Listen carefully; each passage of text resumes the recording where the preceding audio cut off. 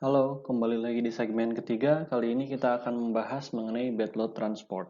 Setelah sebelumnya kita ada pendahuluan, kemudian juga ada mengenai entrainment atau proses pengangkatan dan penyertaan atau pengikutsertaan dari si partikel sedimen tersebut pada suatu aliran air atau aliran fluida.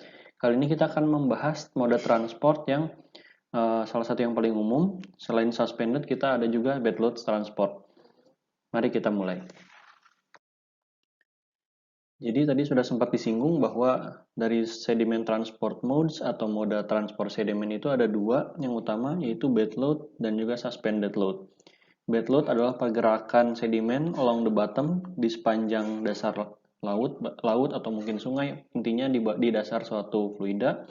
Kemudian partikel-partikelnya itu bergerak berkontakan atau berdekatan, kemudian ada kontak antar partikel yaitu di dasar.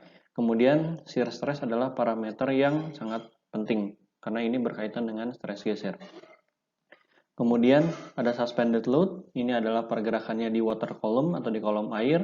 Kemudian partikel sedimennya itu sustain atau terangkat atau tersuspensi berkat adanya turbulensi. Kemudian ada profil konsentrasi yang bisa di-develop karena dia di sepanjang kolom air. Sementara untuk bed load itu hanya di dasar, jadi kita tidak bisa membuat suatu profil konsentrasi di sepanjang kedalaman. Kemudian pada segmen kali ini kita akan membahas spesifik mengenai bed load itu apa. Seperti biasa, sebelum kita membahas mengenai fisiknya, kemudian melalui pendekatan-pendekatan engineering ataupun saintifiknya, kita perlu definisikan dulu bed load transport itu seperti apa. Bed load transport adalah sebuah transport yang terjadi ketika aliran air atau aliran fluida memenuhi atau melampaui dari kriteria dari incipient motion dan pada akhirnya sedimen partikel tersebut atau partikel sedimen tersebut bergerak sepanjang dasar suatu kolom air. Kemudian pergerakan-pergerakan partikel sedimen di dasar ini diklasifikasikan atau dibagi lagi menjadi 3 bentuk pergerakan, yaitu yang pertama adalah rolling, yang kedua adalah sliding, yang ketiga adalah jumping. Tapi jumpingnya ini tetap di sekitar dasar ya, jadi masih bisa dibahas atau bisa didefinisikan sebagai bed load transport. Kemudian secara umum, bed load transport ini biasanya mewakili 5-25% dibandingkan dengan suspended load transport. Tapi di daerah-daerah dengan sedimen yang partikelnya lebih besar, biasanya bed load ini cukup signifikan karena pergerakannya kemungkinan besar adalah bed load, tidak sampai ke suspended load. Seperti tadi yang sudah dibahas, bahwa bed load transport itu pergerakannya ada 3 jenis, yaitu yang pertama adalah roll, yang kedua adalah slide, yang ketiga adalah saltation atau jumping. Roll itu adalah pergerakan mengguling atau berputar. Nah, biasanya ini dialami oleh sedimen yang mempunyai sphericity atau kebulatan yang cukup baik. Jadi partikel sedimennya bulat, jadi ketika ada stres geser, dia akan cenderung berputar. Sementara untuk slide biasanya berlaku pada partikel sedimen yang cenderung lebih pipih. Jadi ketika dia ada stres geser, dia tidak bisa berputar, tidak bisa mengguling, jadi dia hanya akan slide atau bergeser saja. Dan yang ketiga adalah saltation atau pergerakan melompat-lompat, sebenarnya semacam hopping. Dia tidak melompat yang terlalu jauh karena ketika misalkan dia berlompat melewati bed layer-nya, dia akan didefinisikan sebagai suspension. Nah, apa itu bed layer? Kita akan bahas kalau kalian lihat di gambar ini, ada istilah bed load layer. Apa itu bed load layer? Bed load layer adalah lapisan di mana kita bisa mendefinisikan sebuah transport sebagai sebuah bed load transport. Jadi kalau kalian lihat di sini ada garis putus-putus, yang sekarang saya tebalkan menjadi garis warna merah. Ini adalah batas dari bed load transport. Jadi dari garis ini ke bawah sampai ke dasar, itu adalah lapisan di mana bed load transport terjadi.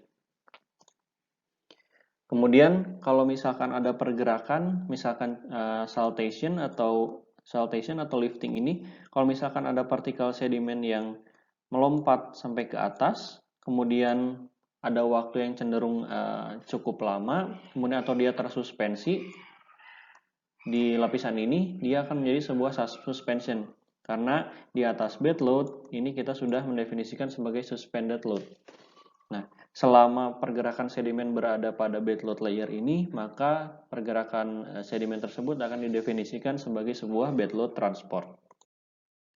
Kemudian bagaimana cara kita untuk menentukan bed load layer itu sendiri? Secara mudah, bed load layer itu menurut Julian pada tahun 1998 pada bukunya yang berjudul Erosion and Sedimentation, ini mendefinisikan bed load layer itu bisa diaproksimasi atau bisa diperkirakan berdasarkan 2 kali dari diameter partikel sedimen tersebut. Jadi sekitar kurang dari 1 mm di sandbed channel atau di kanal yang memiliki dasar berupa pasir, dan juga sampai 10 cm pada sebuah aliran yang memiliki dasar berupa gravel atau kerikil hingga krakal. Melalui definisi ini kita bisa menentukan bed load layer-nya itu setebal apa, kemudian kita bisa membuat reference level atau garis reference di mana di bawah reference level ini berarti transport yang berada di sana didefinisikan sebagai sebuah bed load transport.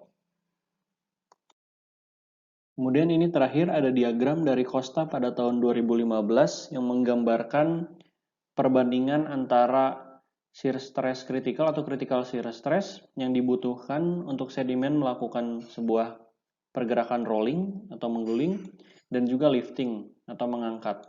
Bisa kita lihat ini secara umum shear stress yang dibutuhkan untuk rolling itu lebih rendah daripada untuk lifting. Kemudian bisa kita lihat bahwa pada aliran yang smooth atau aliran yang cenderung mulus ini ada gap yang cukup besar antara shear stress yang dibutuhkan untuk rolling dan juga untuk lifting. Berarti untuk lifting membutuhkan shear stress yang lebih besar. Sementara pada aliran yang cenderung lebih turbulen atau di sini sebutnya transitional, lebih turbulen dibandingkan dengan smooth, dia sudah mulai tipis perbedaannya. Tapi tetap saja untuk yang lifting jauh lebih besar dibandingkan dengan yang rolling. Sekian untuk pertemuan kita kali ini. Terima kasih atas perhatiannya. Wassalamualaikum warahmatullahi wabarakatuh.